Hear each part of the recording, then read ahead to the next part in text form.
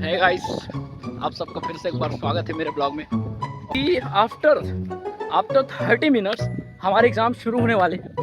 कि कितना भी पढ़ लूँ, कितना भी लिख लूँ, अंत में मैं आप सबके लिए वीडियो ही बनाऊंगा। तो इससे अच्छा क्या करना है? इससे अच्छा कुछ नहीं कर रहा है। जितना हो सकता है उतना ही पढ़ रहा हूँ। मुझे मेरी गर्लफ्रेंड के तानों के अलावा कुछ याद नहीं रहता। तो एक आदमी है जिसकी दो औरतें हैं। गाइस, कौन सी दो औरतें पता है? एक प्रेमिका है उसकी और एक उसकी बीवी है। अब वहाँ को लाइक शेयर सब्सक्राइब कर दो। डिपार्टमेंट कुछ नहीं करेगा मेरे लिए, आप लोग ही सब कुछ करो। तो है गाइस, आप सबका फिर से एक बार स्वागत है मेरे ब्लॉग में।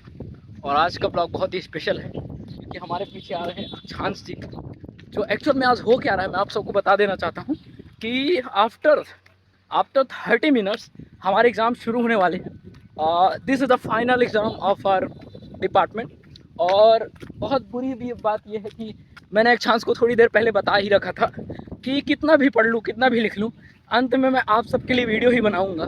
तो इससे अच्छा क्या करना है? इससे अच्छा कुछ नहीं कर रहा है। जितना हो सकता है उतना ही पढ़ रहा हूँ। बस कोशिश ये कर रहा हूँ कि जो मेरे मम्मी पापा हैं उनका एक नाम जो है ना वो रोशन हो जाए। और आप सबको तो पता है कि आपका जो भाई है वो बहुत ही ज़्यादा इंटेलिजेंट इंसान है। अब खान के जैसे नहीं हूँ, लेकिन जितना भी हूँ इंटेलिजेंट हूँ। तो इंटेलिजेंट है भाई, रिसर्च पेपर इसने पब्लिश कराई है, आपको डिस्क्रिप्शन में दिखाता हूँ। तो क्या हुआ एक्चुअल में कि कल से लेकर आज तक मैंने जितनी पढ़ाई करी है ना गाइस, अगर मैं वो अपने उस माइकॉन के लिए इतना रिसर्च कर दूँ, पॉडकास्ट के लिए इतना मेहनत कर दूँ, अपने ब्लॉग के लिए इतनी अच्छी चीज़ें कर लूँ, मुझे लगता है कि आप सब मुझे वायरल कर दोगे। लेकिन आप लोग सोचो कि मैं अपने एकेडमिक्स के लिए इतना पढ़ रहा हूँ, लेकिन जब मैं जैसे ही I was just sit on the exam hall and I was just despair, I all जितनी सारी चीज़ें हैं मैं सब भूल जाता हूँ।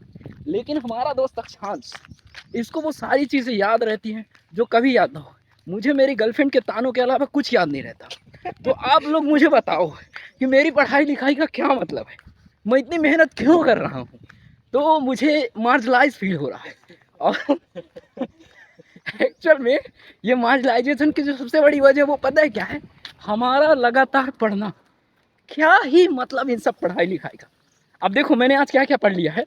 मैंने कुछ ये पढ़ा है कि एक आदमी था जो अपने यहाँ कुछ नेताओं को बुलवाता है कि मेरे यहाँ का जो सिस्टम है, पानी वाटर जो भी है वो सब सही हो जाए, लेकिन होता कुछ नहीं है, उसका ज़मीन वमीन सब चला जाता है।